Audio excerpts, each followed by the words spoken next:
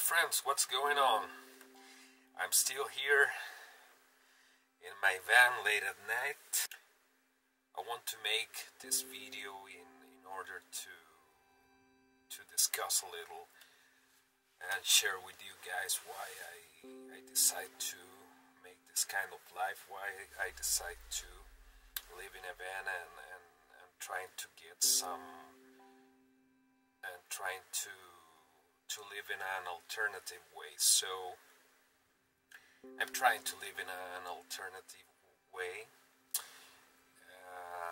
As some of you knows, I manage an online business, so that's allowed me to have more freedom to do to live in a van and to travel.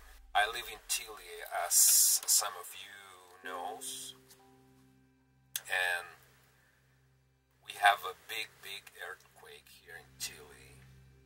So it was a huge earthquake, but thanks to God we have very good buildings. The cities are very strong. All the buildings have a lot of reinforcement in his structures, so it was a huge earthquake, but our buildings and cities, major cities, that doesn't take a lot of damage. I was in my apartment.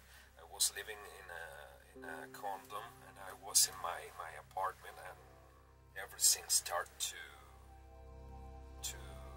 move very fast, and a lot of vibration at the beginning, and then literally everything is start to go directly to the floor. When I experiment that earthquake, I realize that the cities can last only for 3 days without fuel, without electricity, without anything, because after the earthquake, everybody goes directly to the supermarket and try to buy all the supermarket. Nobody cares if you buy all the stuff. Nobody cares.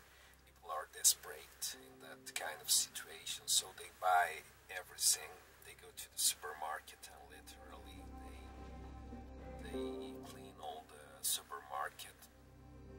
You live that kind of situation, you say, okay, what I'm going to do now? This is really important. I have to be prepared. How I can anticipate this, and I start to think that we are living in a dangerous period of our history. We have a lot of earthquakes, tsunamis, and all of that kind of stuff, the climate change, and you better be prepared. I'm not saying that you have to alarm yourself and be all the day worry about that, because if you live in that kind of way, you're never going to be ready for anything. A wise man have to be prepared.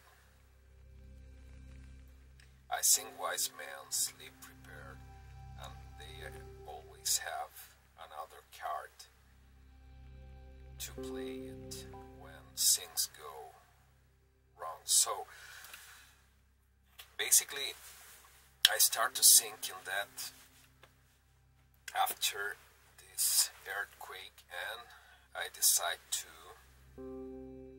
why don't you have a vehicle that in which you can book out literally when things go wrong, and you can book out in that vehicle and go anywhere in a safe place.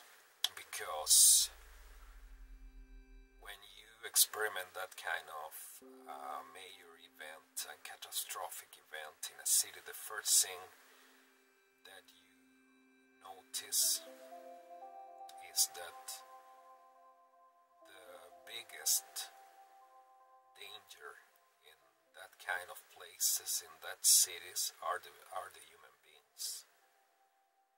Human beings are the major threat in that kind of situations.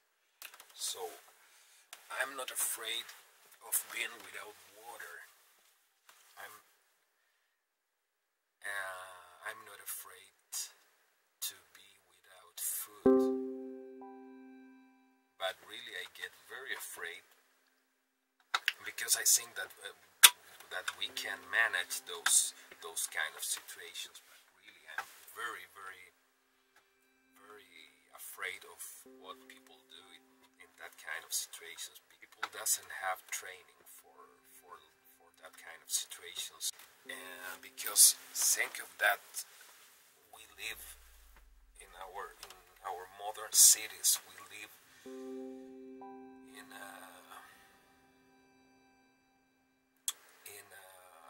illusion of controlling everything. You can control your air conditioning with a button. You can control your life by your bank account or credit card. You have an illusion of controlling everything, but you are not controlling nothing. And that's the real thing. You are not controlling nothing, and you learn that when you live in that kind of extreme situations. You learn that extreme situations train you to live aware. So why I'm making this point? Because that is one of the major reasons why I choose to live in a van, because I think that in this situation, that this difficult situation that we are living, it's better to be mobile. I think you have better if you have wheels. And well, that's basically why I decide to live in my van. I love to make this kind of videos, and hope to see you soon. Ciao.